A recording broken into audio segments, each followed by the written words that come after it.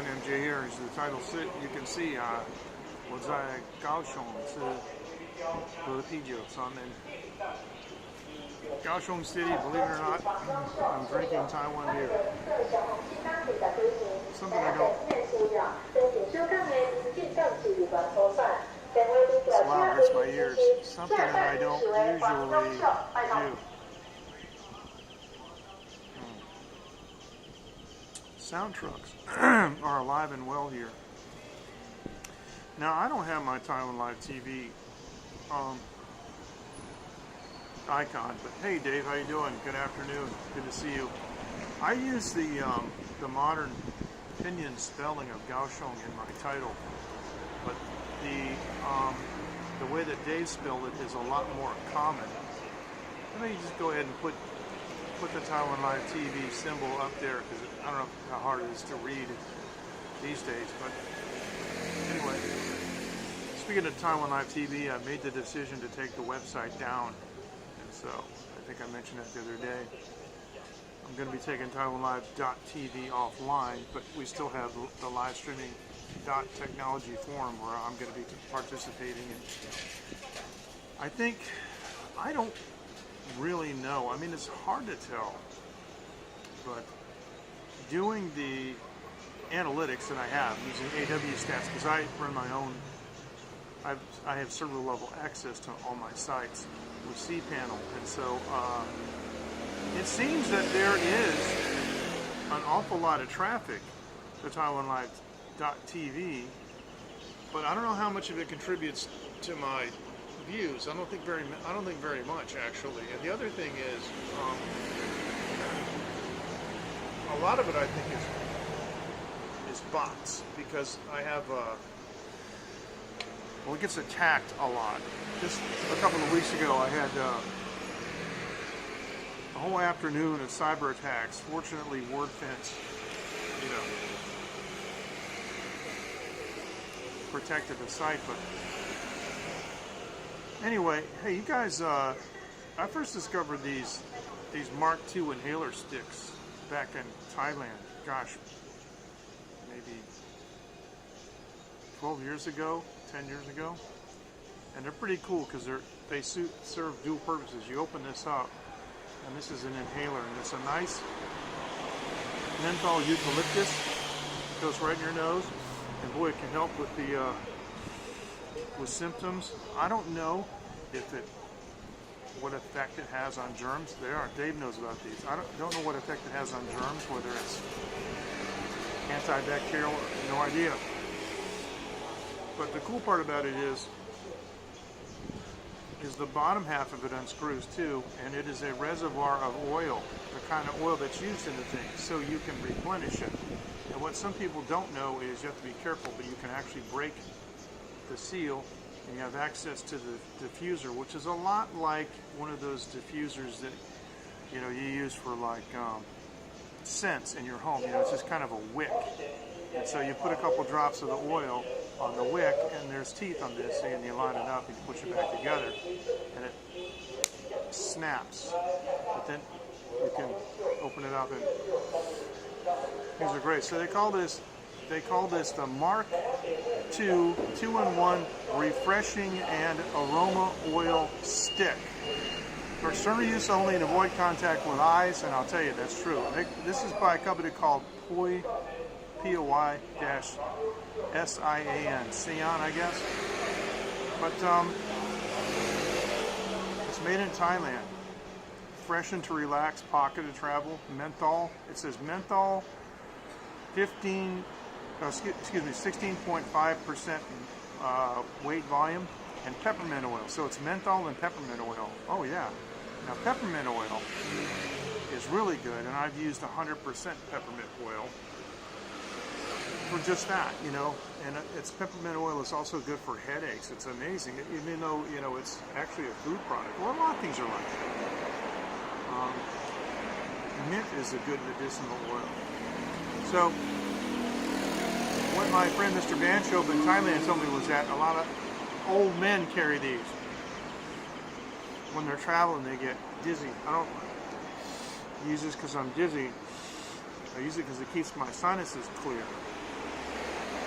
And this oil is great because you just open that little can on the back and put a couple drops up here, and you can relieve your headache. So yeah. You know, I don't have my hat. I read yesterday that in the first 2 months of this year, Taiwan got 45.1 days sun, or excuse me, hours of sun. And, sorry, 45.1 days of sunlight. So it's been raining a lot, and I've been wearing my jacket, my gold jacket, with the hood. So when I went to come down to Kaohsiung, I just put my jacket with my hood on because I don't wear my hat with a hood. Obviously, I don't put the hood on, my hat on top. So I came down here without my hat. Oh well. Let me just show you what it looks like. This is I'm at a little restaurant, and they're closed. That's the kitchen right there. This place is called Lai Lai. That's the kitchen, and they have some great food. And then the main dining room is closed. I'm just sitting out front. You can probably see my reflection in the glass there. Hello. And then the other way is, I don't mind going a little faster. It really is. And there's a road over here, and then my wife's parents live in one of those buildings in that area.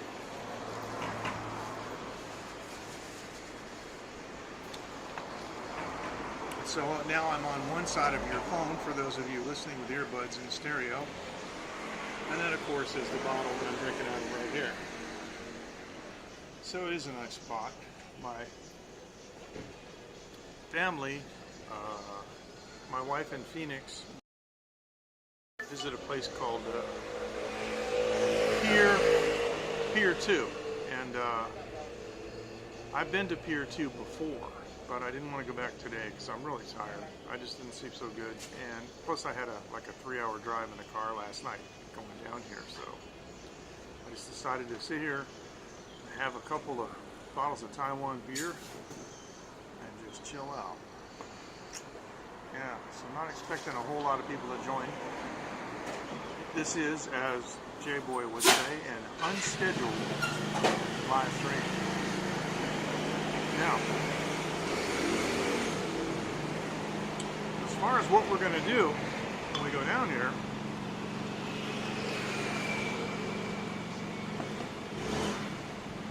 Walter has expressed an interest to get together. I'm just not sure where. So that's possible. And also we have the light rail system down here. It's a brand new, relatively new.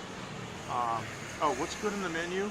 Oh, this is a seafood place, and so they got all kinds of seafood dishes, and you can order them cooked to order. And of course they have Taiwan vegetables like the hollow vegetable and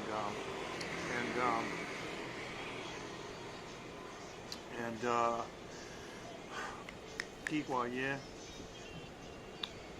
sweet potato leaves, English, sweet potato leaves, really good. So, yeah. Oh, this reminds me, I have to scan the QR code before I leave because I didn't when I went in there. There's nobody in there except the boss lady, but it's a good idea to keep up with the contact tracing.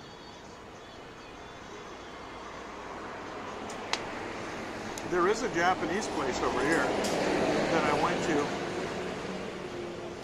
a couple of months ago, but the waitress was just so annoying that I'll probably never go back there.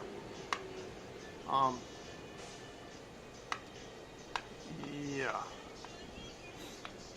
Okay, so here's what we're going to do. We're going to give you a timeout.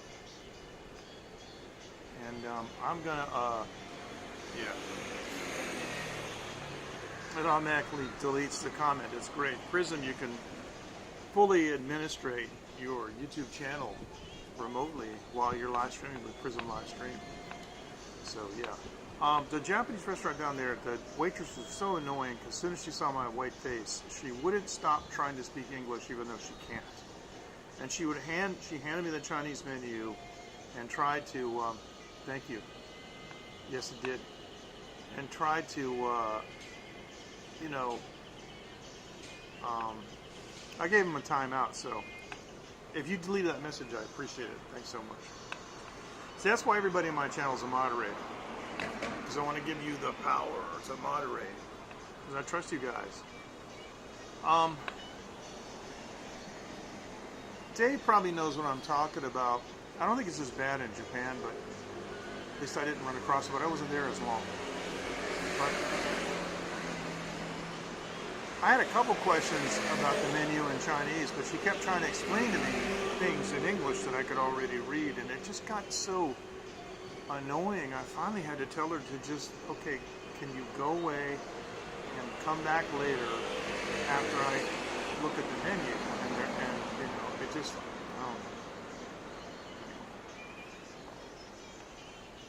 enough negativity. But I tell you what, the place was good. It was expensive, but the food was good. And this place here is called Lai Lai. It's the Chinese word for come, Lai Lai. And it's been here a long time. Let me tell you, I'll tell you what, here's what I can do. They do have some dishes that are just, come on, yeah, up there, along the top there.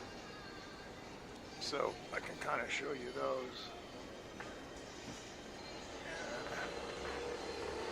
see what, yeah, that dish there is crab. And then, let's see, come on, Gimbal's acting up here. Let's see, what's that? What is that? I'm not sure what that is. This is a lot of Taiwanese style dishes, and for those of you who can read Chinese, that's part of the menu there. But anyway, it's definitely a good place.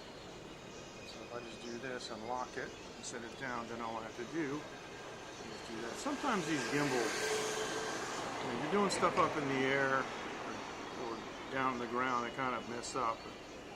But, excuse me. Now, as far as what I'm going to do when I'm down here, I don't think I'm going to go to the Cowboy Bar. I'm probably not going to go to Cow on Fire, which many of you don't know about. But it's an Argentinian restaurant, all you can eat. And I usually, and they have a grass barbecue grill. She does, yeah. And she does. But this boss lady here was cool. As soon as I walked in, I knew the place was closed, the restaurant's closed, the door's halfway down. I just walked in and I said, may I sit outside and drink beer? And she was like, okay. And she said, what do you want, Heineken? And I said, no. And she said, Taiwan beer. I'm like, oh no, that's all they have. And she said, well, if you go to 7-Eleven, you can sit at 7-Eleven and drink. But then I said, I don't want to buy beer at 7-Eleven and bring it here and sit in front of your table. And then she said, well, you can sit there and drink. And I said, but do they have seats outside? And she said, no. I said, okay, I'll drink Taiwan beer. So here, this is actually Taiwan Gold Medal Lager. It's not that bad. It's really not that bad. And it's funny because this says Taiwan totally in simplified characters. And then it has pijiu, which is these two compound words mean beer. And they're, well, gosh, I guess except for the word for alcohol, I guess it's all in simplified Chinese, which is kind of interesting. Most of the time, which is funny, because we use traditional Chinese, most of the time this word here, Tai, which means platform, and then that's usually almost always in simplified, but then the second word, Wan, Taiwan, is almost always traditional Chinese, but that's simplified. And the only reason I can read that is because I've seen it a billion times. I can't read any,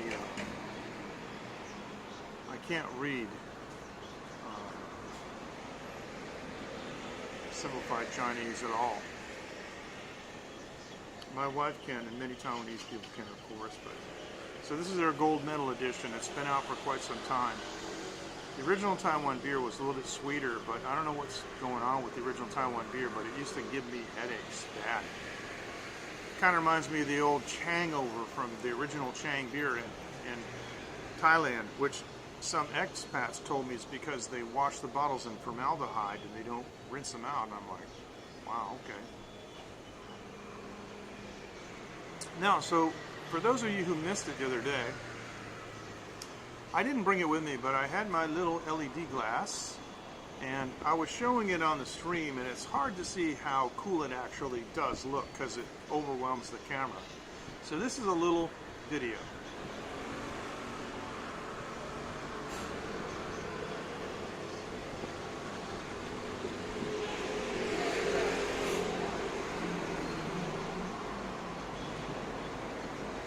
Formaldehyde will do it.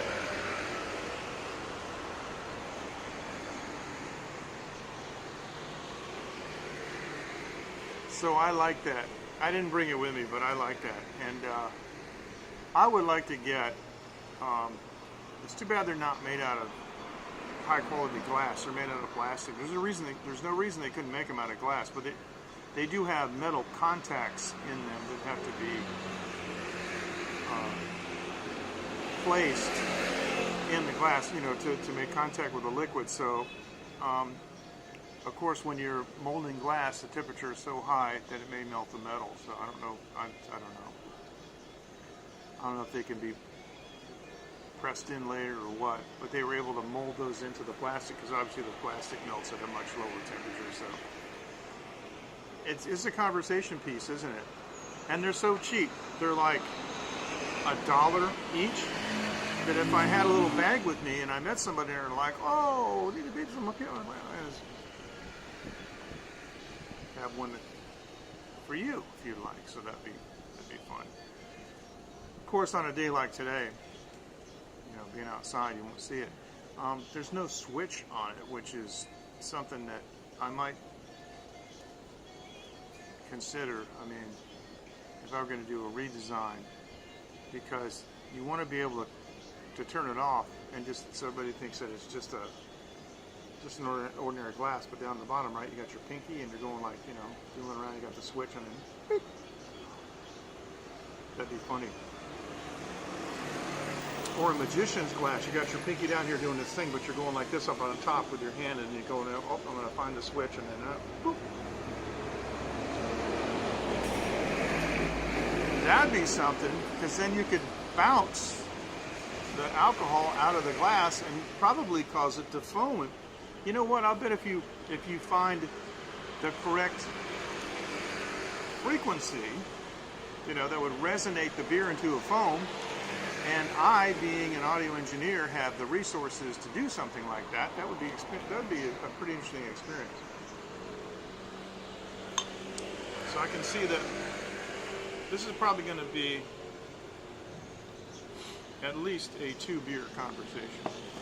But I like that idea, the Bluetooth speaker in the glass. I wonder why nobody's done that, or maybe they have. I've seen in Taiwan, I've seen Bluetooth speakers that have liquid in them. It's a closed system that bounces the liquid around and stuff that floats and is suspended, you know, particles that are suspended in the solution. I never really got that, but the way the speaker was designed, the sound, you know, didn't flow through it, it flowed around it, so it didn't, having this water vessel on the thing didn't impede the sound. Of course, it wasn't that great to begin with, what you expect, so. Yeah, I'm sure they have them in Japan too. So I went on the road for the first time with my Arc 5 Razor in my new case that I bought that it's built like a tank. And, whoa, mosquito. And I brought my Brickle shaving cream, and boy, it sure was a distinct pleasure. So I'd wake up this morning in another place and use my trusty old razor, and I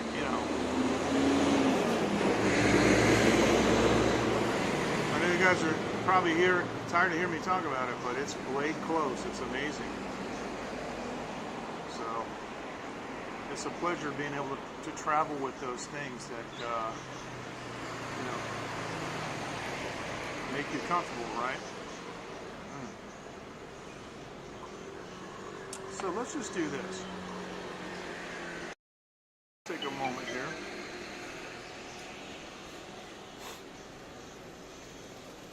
And we're gonna, oh, those are UBikes. Those are rental bikes, Taiwan rental bikes. You can rent them with a Yoyo Card. They're pretty inexpensive. And they have rental stations and return stations all over Taiwan. Yeah, you're gonna have to try this. Really great. And you know, the lemongrass put me off at first, but now that I've had it, I really like the lemongrass a lot. It really is doing it really is very comfortable. So as you can see on these streets, there's a lot of greenery, you know. A lot of trees that they planted along the side of the road here. So it makes it nice.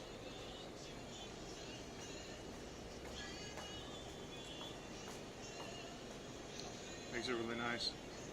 And we'll do a panorama here, and of course, hi there. Go back around the other way.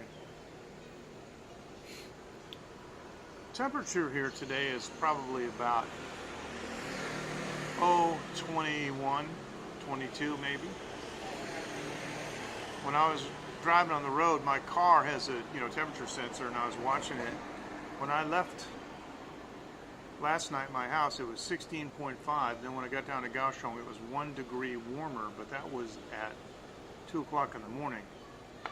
Walter Winchell goes to Kaohsiung. Boy, don't I wish I was as good as he was. Boy, he was world-renowned, world-class. A lot of people don't know who we're talking about, but Walter Winchell was a reporter for his live radio programs that he did from the Stork Club in New York, and it's really quite something because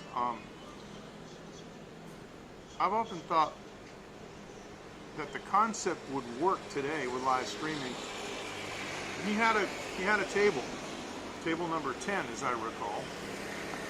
And, the Stork Club was a club where ordinary people, if they had the means, could make a reservation and eat alongside huge stars. I mean, there might be like Orson Welles or Clark Gable or any number of Cary Grant, Frank Sinatra, all these huge stars. I heard that Humphrey Bogart got himself banned for life. I don't know why. I don't remember, but you could be sitting there eating dinner, and then next to you is Orson Welles. I can hear him, ordering, I don't want any wine before it's time. Don't serve wine before it's time. I could hear James Mason, do you have Thunderbird on the menu? So, but is there a place like that today? The Stork Club? I don't know. I have often thought that one of the coolest things would be if you could open an extremely high level, super high quality entertainment venue, a nightclub in Taiwan, where you would have, high class big band entertainment, also rock entertainment, also classical, operatic, you name it, where the prices would be expensive, but they wouldn't be exclusive. In other words, it wouldn't be exclusively open to just to VIP members, although I would have a VIP section.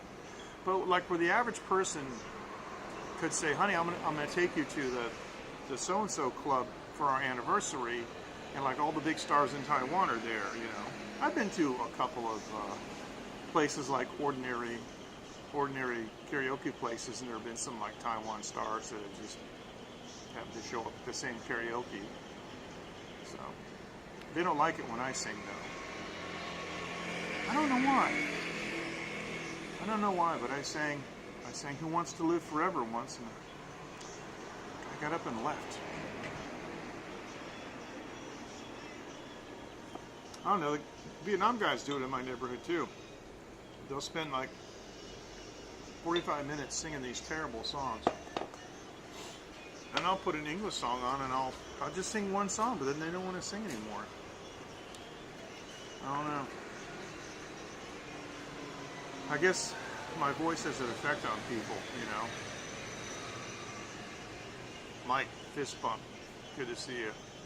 What are you doing up so late, Mike? It is, let me see.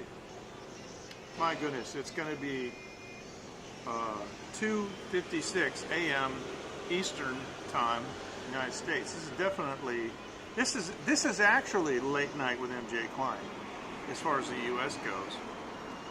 I'm just having some beer, hanging out, and if I get another bottle, I think I'll just go in there and I'll take my gimbal and go in there and grab it. But sure is a beautiful day. Got a nice clean shave. Put my Brickle eye cream on, you know, feeling good, just hanging out, and I'm going to relax. After I have a couple, well, maybe one more of these bottles of beer, I'm going to go take a nice long nap because I was tired from last night. And depending on what circumstances happen, either tonight or tomorrow night, I'm going to go to one of the old school, old-fashioned permanent night markets here in Taiwan. I'm going to ride the new light rail, and I'm going to take you along with me. And the internet speeds here are really nice. I should be able to just live stream with my gimbal right on the light rail. So that's the story. Here in Taiwan, we have this little card. Let me show it to you.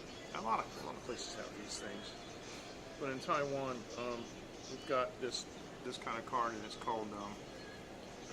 As soon as I can find it, it's got to be.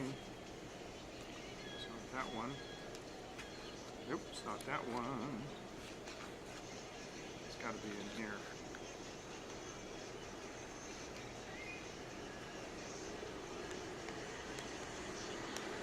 Yeah. This is an easy card. They also make one called a Yoyo Card. And you basically just go to 7-Eleven or any convenience store and pop this on the card reader, and they'll tell you how much is in it. And then you can add money to it. Coco, how you doing? Fist bump to you. Long time no see. Always a pleasure. That's because you're just watching drink. You can't sleep, so you're watching me drink beer. Okay, well, brand positioning here. We're going to turn this bottle and get the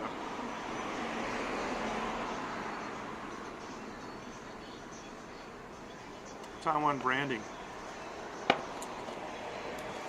Let me see. This is what. Okay, I want to see. Does this make me more cute? Ready? 1, 2, 3. Does that make me more cute? That's original. That's more cute. Okay, and this says natural. And this one says shark. Ah, it's like film. I don't like that one. So this one makes me just go like, ah, it's amazing, isn't it? Coco, nice to see you. Glad you could join us, and I hope you're having a glass of wine or Old Monk or whatever suits you at the moment. We're in southern Taiwan in Kaohsiung, and it is just, it's beautiful, man. Makes me want to move down here.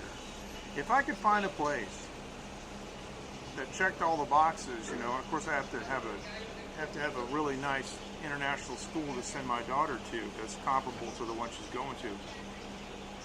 But I definitely would consider moving down here. Of course, I got to be able to build a studio.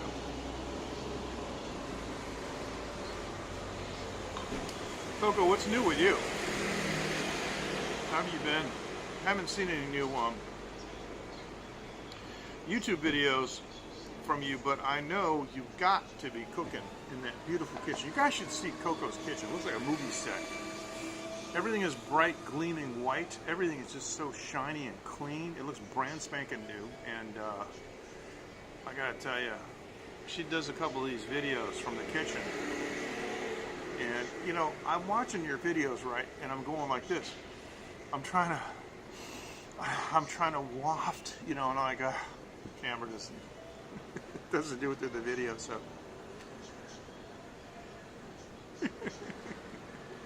Nothing much. Well, you gotta relax sometimes, right? So. Nothing, you know, nothing can improve me, so. And I do have my EKG monitor around my neck. Fortunately today I haven't had any episodes, so it's good. Funny thing is, I expected that. I had an episode and I looked online and I found this EKG monitor and I ordered it. I expected that during the time I ordered it to the time that I received it, that I would have all kinds of palpitations and all kinds of issues, and I did. And as soon as I got it, I had, the very next day, I had a bunch of issues. I documented all of them, and then after that, so I'm not saying it's a talisman. I'm just saying that there's a lot of things like that in life. You know how it is.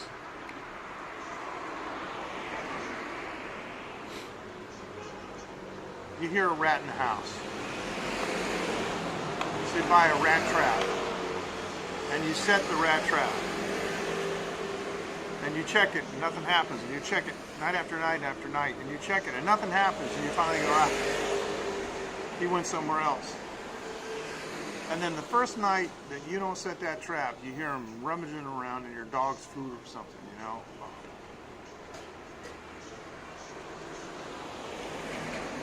Back when I lived in a warehouse district in Boston, and I had the first studio that I had built myself,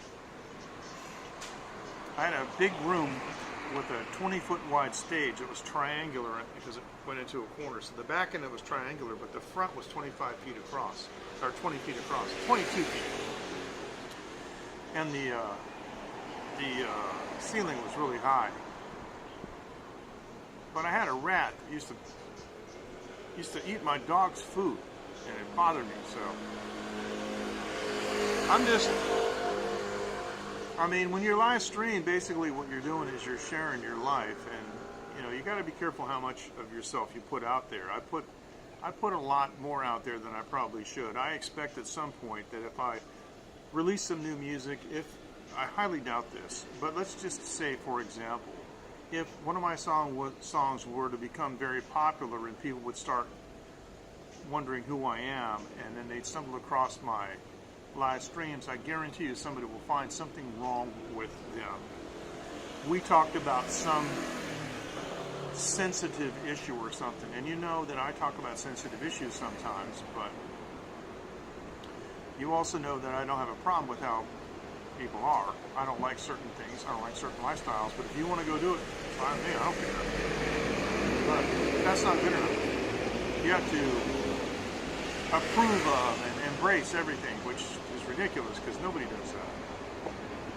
So when you live stream, you got to be careful how much you put out there, and it's no wonder that sometimes, you know, you'll wake up and find that someone is completely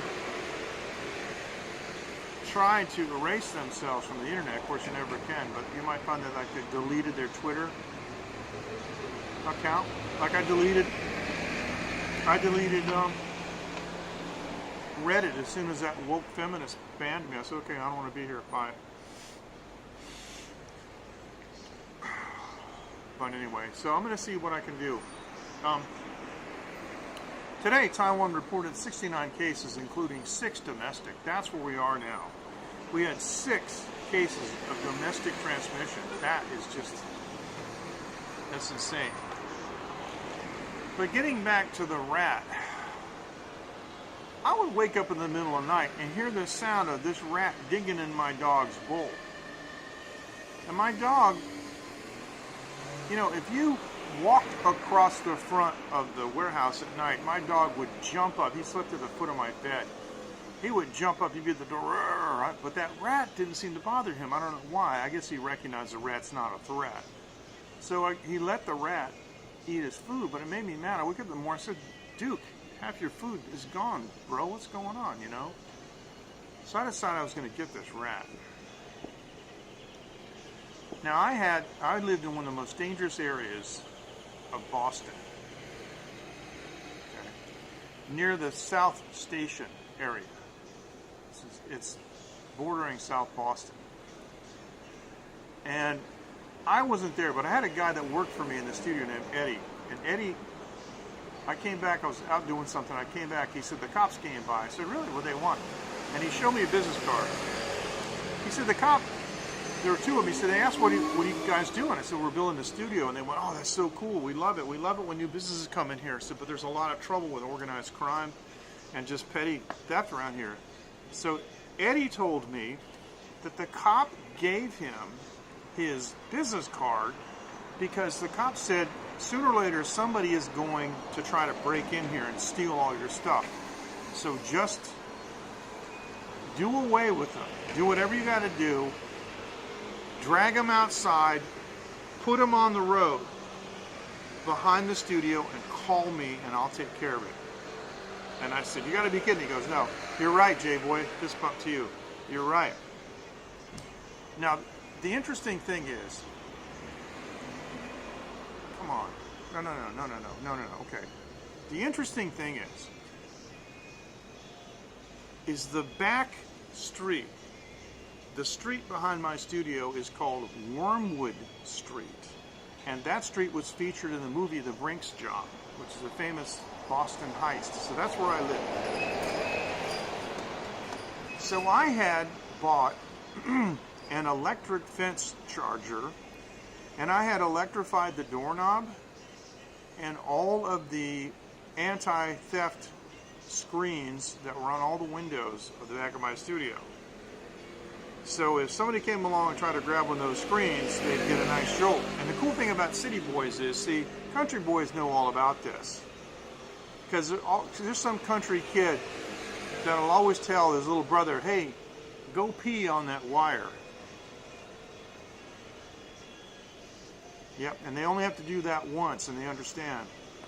So country boys know about electric fences and it won't kill them, but it just isn't comfortable. But somebody in the city will get a shock and they'll go, oh my God, I almost died, and they will never touch it again, right? They don't know it's an electric fence, and they don't know that all you have to do is take a car jumper cable and ground it. So I took the electric fencer, the fence charger, we call it a fencer. I took the electric fencer off of the back fence and I put it in the front because I knew this rat was going to be back for my dog's food. Now, I know that rats love peanut butter. So I took a 4x4 electrical outlet box. You guys know what a regular outlet looks like. You know, it's got 1, 2, 3, 4 plugs. Well, that fits into a metal box. It's about yay deep. That's about this big. So it's made out of metal. So I used that as a grounding platform, and I took the negative side of the electric fencer and I screwed it on the terminal on this box. So that was the ground. And then I took a piece of number 10 stranded wire and I stripped off about that much. Okay, so I got this big wire and I dipped it in some peanut butter. Well, I didn't dip it in because I took some peanut butter and I coated it.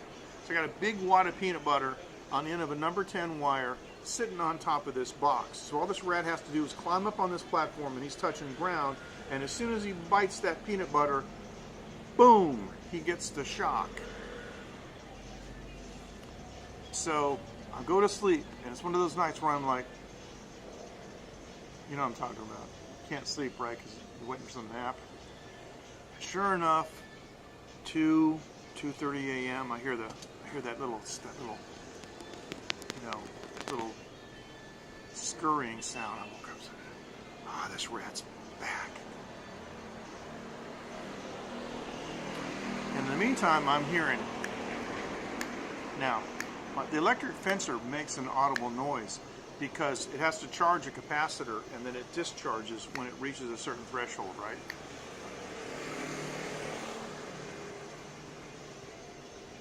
What matters is your connection to ground. If the grass is wet, it makes it even worse. But most of these kids are barefoot, and if they're just even on the dry ground, they're going to get something. Otherwise, it wouldn't stop the cattle, right? But I got to tell you, if you've ever seen a cow grazing, you know, with a big wet nose going over to that wire and seeing a like that in an arc, because another guy had working for me named Mike. He said, how bad does this thing shock? I said, okay, well, take your shoes off. This is a concrete floor. He said, okay, so you're standing barefoot on the concrete floor. I said, put your finger up over by the fence. And it drew an arc about this much, and it left a little mark on his hand. Didn't burn it, but it left like a red mark on his hand. He said, well, I'm not doing that again. You could hear it. You could hear the snap, you know. I told you guys this story about waiting until my father's head was deep inside the TV set before I went, which sounded like a discharging cap. Oh, I was so mean. So in the meantime, I hear this rat, I hear him scurrying up, and I'm hearing the electric fence charger go like this. And then I heard the rat squeak, kind of like a, you know, like that.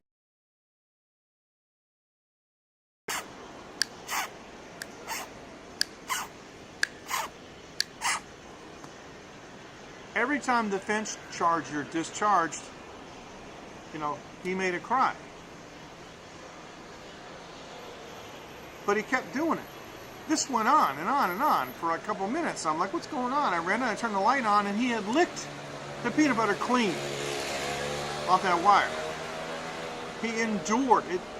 It's 50,000 volts. He endured that. Of course, the current is really low, but it's just uncomfortable. This guy endured getting shocked through the tongue and through the bare feet, 50,000 volts, so he could lick peanut butter off the wire.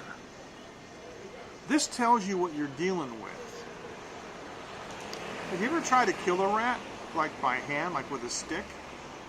I did once. It took like 10 minutes for this thing to die. It was terrible. He's where he shouldn't have been. He was in a restaurant, and I didn't want him to come back in. So, it's time for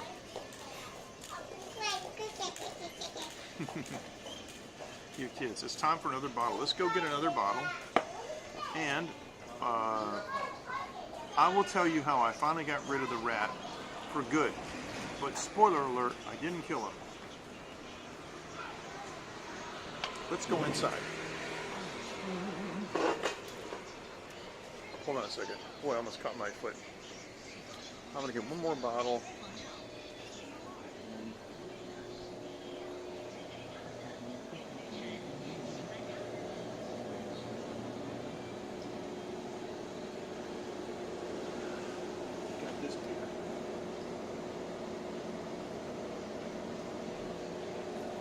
They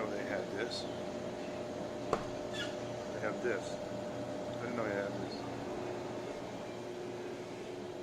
我不知道你有这个。那个是不是什么？那个是客人寄的。哦，不可以喝。对，客人的。哦。OK。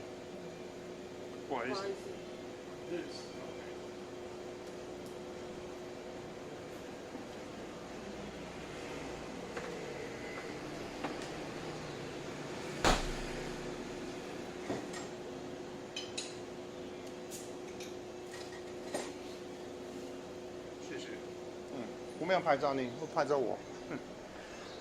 That was a customer's beer. So I had to put it back. So you didn't hear what she said, but I said, I didn't even have this beer. She said, oh, that's a customer provided. So I'm like, oh, so I can't drink it. Okay, so I want to see what Mike says here. So what did you say? Oh, yeah. Oh, yeah. I remember I was using an electric grass mower, you know, lawnmower, and oh, Guinness it's amazing.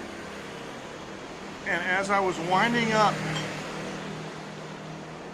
the extension cord, my girlfriend at the time had neglected to unplug it, and there was a little break in the insulation. And let's just say I won't do that again.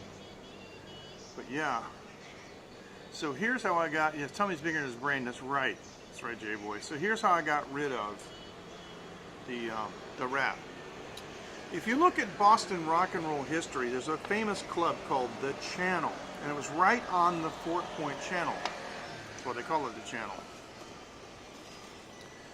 So The Channel was a rock club, and I knew the guy named Peter who had the contract to provide sound. He was the sound company guy.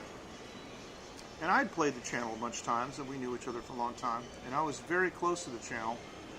So I went over to their channel, and I made arrangements with Peter to borrow the piezoelectric tweeters that he used on the top of their PA system. A couple of big cabinets with some heavy-duty, high-end tweeters, and the tweeters handle all the top end, it's a Triumph system, right?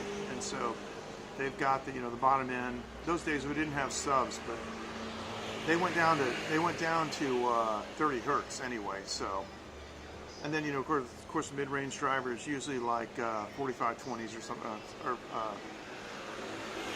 4550s. I forget. Anyway, but he gave me these piezoelectric arrays, and each one of these cabinets can take 100 watts, and 100 watts of high-end power is tremendous. Because I remember in one of the systems that we had 5,000 watts on the bottom end and like 3,000 watts in the mid-range, and we had like 50 watts on the top end, and that's all it took. So I took these two tweeters, and I got a roll of feed line, and I put one speaker in the very back of the studio and one speaker in the front of the studio. And I used a QSC power amp and my Hewlett-Packard signal generator, and I set it for 22 kilohertz. That's 2,000. I mean, that's 22,000 hertz, way up there. The high end. Usually, like, well, it depends if it's a two-way or three-way. But you're talking probably 7, 8, 9, 10K and above, depending on where it's crossed over, whether it's a two-way or three-way. So here's what happened. I should have worn earplugs, because I realize now that intermodulation distortion and things that, if you get blasted with ultrasonics, it can still cause hearing problems in the auditory range, which when I was 22 years old I didn't realize that.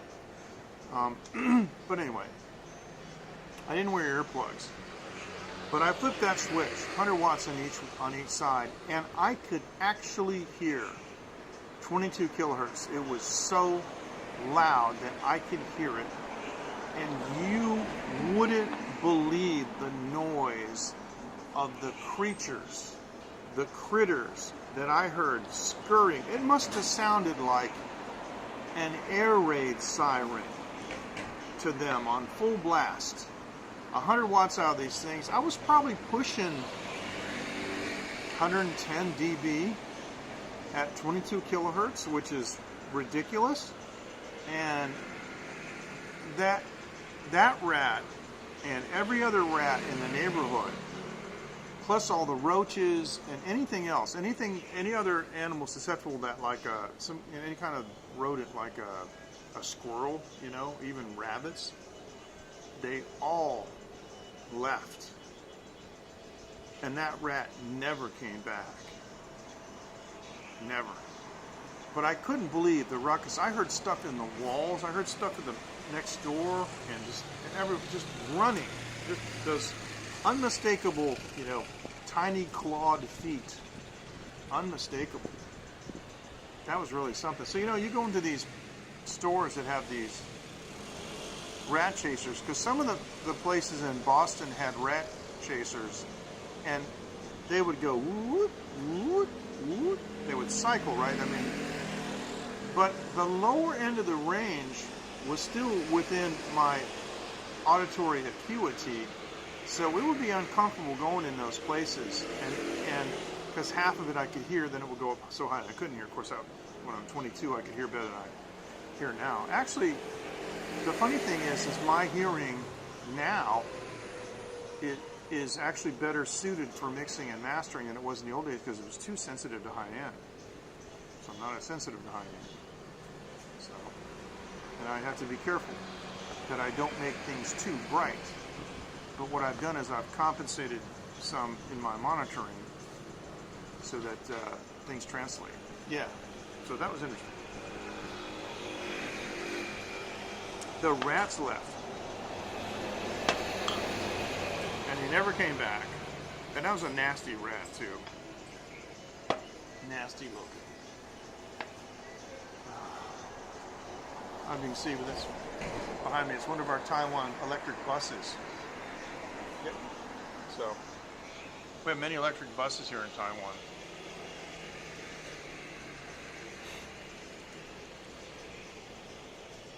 And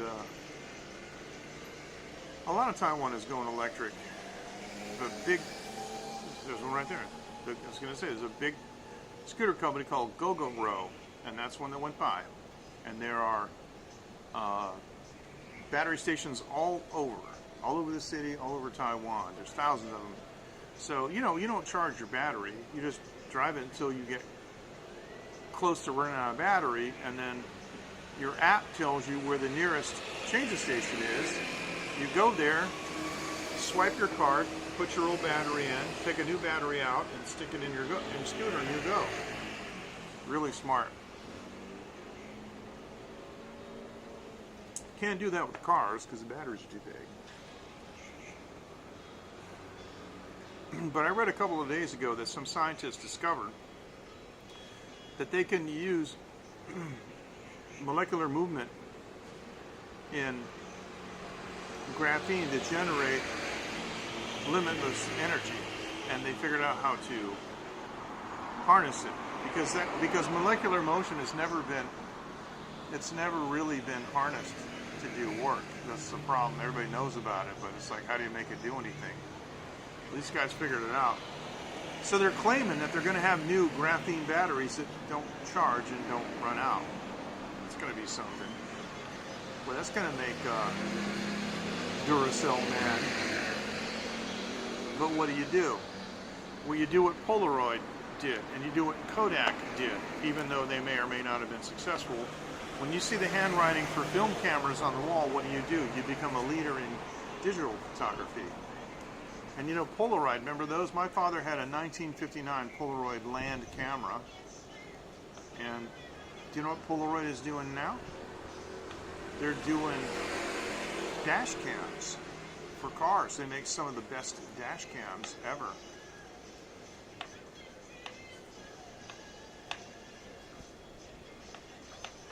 Use the box. I didn't see that. I didn't hear about that. I wonder how he did that. To adjust the piano volume, you mean for himself, or to change the sound of it? I've seen all kinds of things. I see drummers take their shirt off and throw it over the top of a drum, stuff like that. When we were recording in a studio, like sometimes we're using these old Marshall 50-watt, 100-watt amps, so they don't have any attenuators on them. They don't sound good unless you turn them up to 10. And so you got a 100-watt Marshall. Even with one cabinet in a small space, it's ridiculous. We used to put the cover over it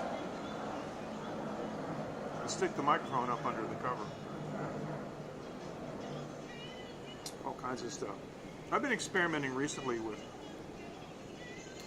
replacing sounds. Like one of my studio clients gave me a mix, and Reaper has a lot of built-in tools, and one of them is a MIDI. It's a MIDI plugin. It's an audio to MIDI driver is what it is. So you set the threshold on it, you know, so when the guy hits the drum, it triggers a MIDI note, and you can select a MIDI note. So what I do is I go to my drum machine and I select which note which corresponds to the snare sound that I want. And every time the guy hits a snare on the track in my DAW, it sends out through the MIDI hub to the drum machine, which brings it back into another pair of inputs on my mixing console, and I can easily replace an entire drum set. It takes a lot of work to get it right, but when it works, it's amazing what you can do.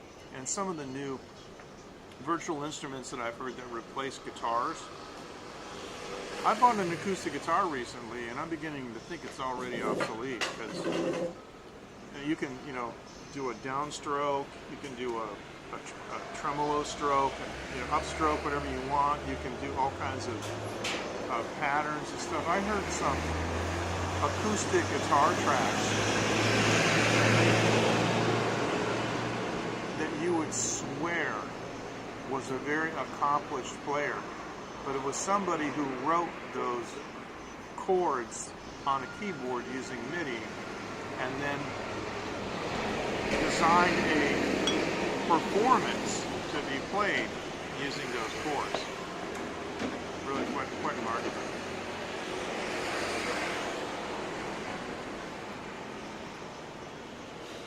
Looks like they might get ready to start opening up. It is. Oh yeah, it's 4:30. So these guys looks like oh yeah, he's opening up the roll down door on the kitchen. So yeah, here's what it looks like. Yeah, now the kitchen, yeah, looks like it's coming open. Okay, so hey, what can I tell you? Now before, in the early days of Periscope, I walked down that road and walked north about 1.5 to 2 kilometers to the library, and I went on the roof, of the library, and I live streamed the sunset. It was absolutely gorgeous.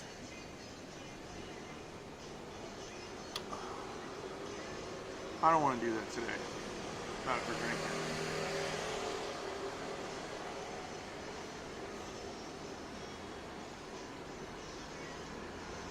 See what happens, maybe tomorrow night. Yeah, I gotta be careful because I can run into problems with the going to the night market and stuff. I gotta figure out what I'm gonna do. Of course, there's other times we're gonna be down here, but those are some pretty epic Periscope broadcasts, and I have those. Yeah, they are. I have those broadcasts recorded. I could re-upload them or rebroadcast them at some point. Yeah, there are some loud scooters here.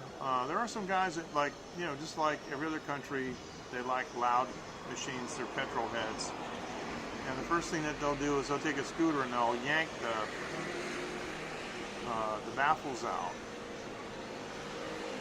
But that thing that came by earlier, I just seen I put my finger in because it hurts. I should put my Commerce in. I have both pairs with me, and the thing is that the trucks are super loud. But oh, I think I just hang on a second.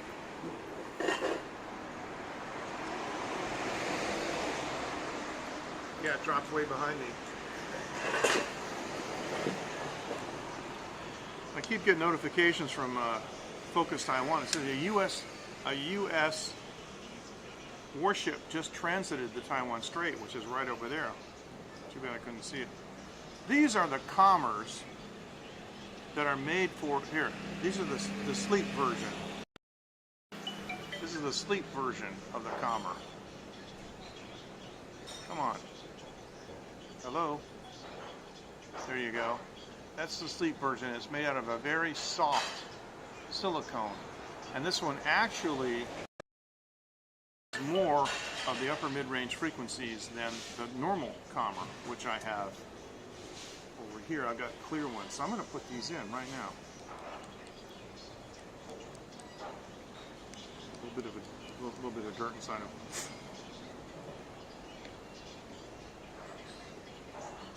Oh yeah, I should have put these in a long time ago. Oh, this really cuts down so much of that interference and oh. Look, they don't call these things calmers for nothing. And this is the sleep version. The sleep version actually is more effective. And yeah, well, they should. Like this, hear that? Okay, that would have hurt my ears without the calmers. It was a bit uncomfortable, but I could take it because it really attenuates the high end. Now the sleep ones are more effective for those loud noises because you're trying to sleep, and the softer material means that it doesn't bother you when you of course it didn't bother me before. These are the normal ones, and they don't attenuate quite as much. They don't attenuate quite as much as the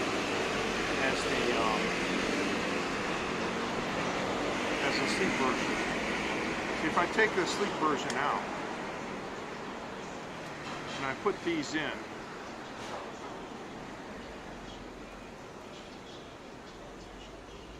oh yeah, I can hear an immediate difference. But these are meant mostly for daytime.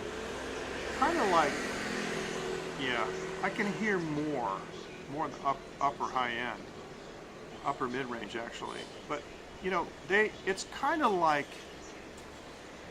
blue blockers for your ears, because at nighttime, you know, if you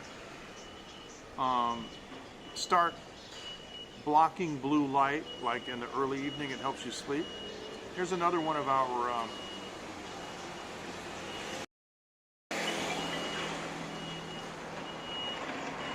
electric version buses. Yep. And you see that there was no vents in the back because there's no motor there. I haven't done a night market in a long time, and it's because of COVID-19, and that's why. I think now it's okay. I should have put these in a long time ago. I carry them with me. I don't use them all as much as I should. But yeah.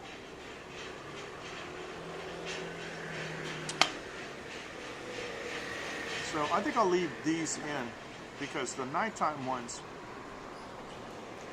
reduce so much that it actually affects how I hear myself speak, which is interesting. But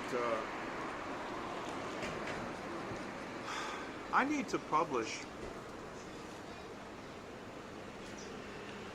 I have a discount code for commerce. I need to publish all this stuff. I just haven't done it.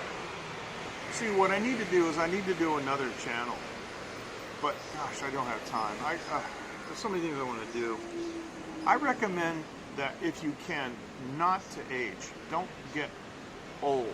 I mean, acquire knowledge, but try not to get old, because what happens is the older you get, the busier you get, and then everything takes up all your time, you know. But yeah, oh yeah. Well, electric motors have instantaneous torque. Back when I worked with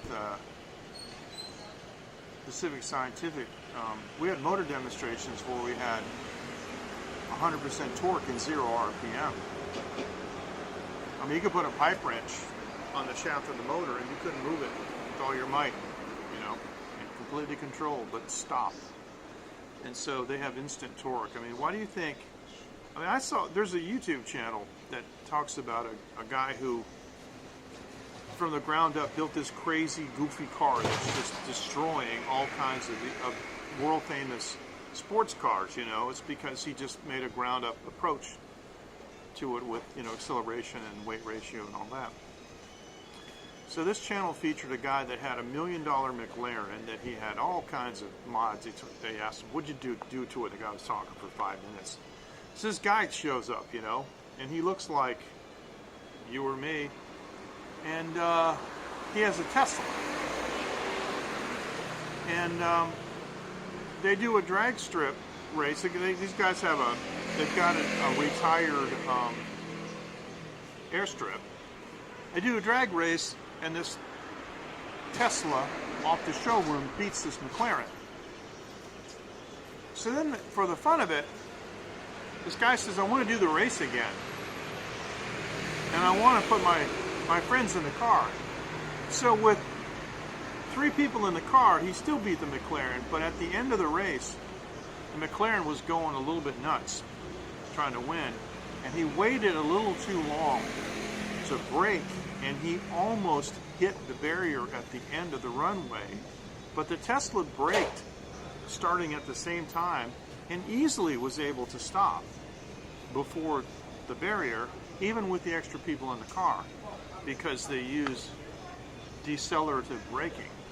That's why. So I'm a petrol head. I love it. Still would love to have a GTR, but I gotta tell you, like the new Tesla Roadster 2, when that thing comes out, I guarantee you nothing's gonna beat it. Nothing's gonna beat it. It's gonna go like 0 to 60 in 1 second or something, 1.3 seconds, something ridiculous. 0 to 100 kilometers, in 1.6 seconds. It's gonna be, you're gonna hurt yourself. And so all the new sports cars are either fully electric or hybrid.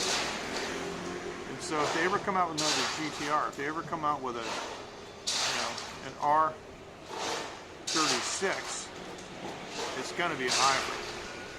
Trust me on that. They are. I drove my first one in 1994. It was a converted Geo Metro. I had met the director of the Boston Edison electric car program, and he took me for a ride in one. Let me drive it, and it was really quite amazing. Really quite amazing. And there's a spot in the middle. You accelerate, and then there's a coasting spot in the middle, and then if you let off, then it does regenerative braking. So, regenerative braking. That's what I meant to say earlier. So, all right, they're getting ready to set up for dinner. So, seeing how I'm not going to order dinner, I think I should do the cutout. Guys, take care. I'm going to sign off. Thanks so much. I've been on for over an hour. It's been a pleasure sitting here drinking beer with you guys. Thanks, everybody. Dave, Coco, J-Boy, Mike, and I forget anyone. Thanks for joining, and I'm not sure what I'm going to be doing, but this is not going to be my last broadcast from Kaohsiung, and I'll tell you, even if I don't do anything else, I promise you guys, I will do at least one of those riverside chats, like we do down by the river. Thank you so much. Guys, take care. 再见。